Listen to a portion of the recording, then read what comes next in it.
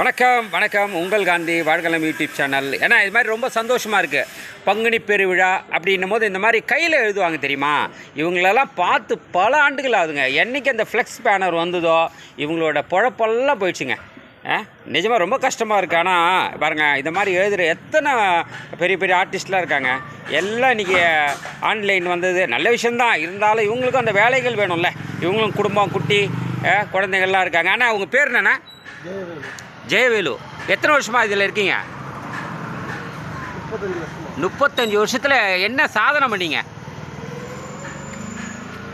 சாதனைனா நிறைய பண்ணியிருக்கேன். வாயால் ப்ரெஸ் வச்சு எழுதியிருக்கேன். நெட்டில் கூட ஆர்டர் பண்ணுவேன். எப்படி? வாயால் ப்ரெஸ் வச்சு எழுதியிருக்கேன்.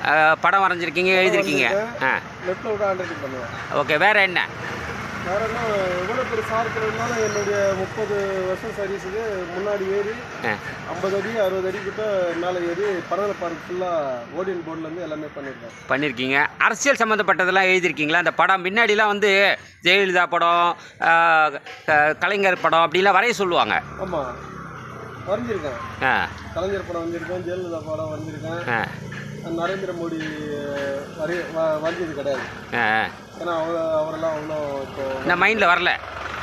இல்லை அப்போல்லாம். இப்போ டிஜிட்டல், அவர் தான் டிஜிட்டல் இதில் வந்துட்டார். அதில் வந்துட்டார். இது என்ன இந்த அளவுக்கு உங்களோட முன்னேற்றம், வாழ்க்கை வாழ்வாதாரம் எப்படி இருக்குது? வாழ்வாதாரம் ஏதோ கடவுள் கொடுத்துருக்காரு. எனக்கு வந்துருக்குது. ஏதோ வரதே செய்கிறீங்க. செய்கிறேன். இல்லாத அவுட் ஸ்பெண்டிங் எல்லாம் பண்ணுறோம். பார்த்தீங்களா? இந்த மாதிரி இவங்கள மாதிரி பார்க்கும்போது, இன்றைக்கி இந்த மாதிரி கலைஞர்கள் பார்க்கும்போது ரொம்ப சங்கடமாக இருக்குங்க. ஏன்னா இவங்கெல்லாம் அவங்க கையினே சொல்ல முடியாதுங்க.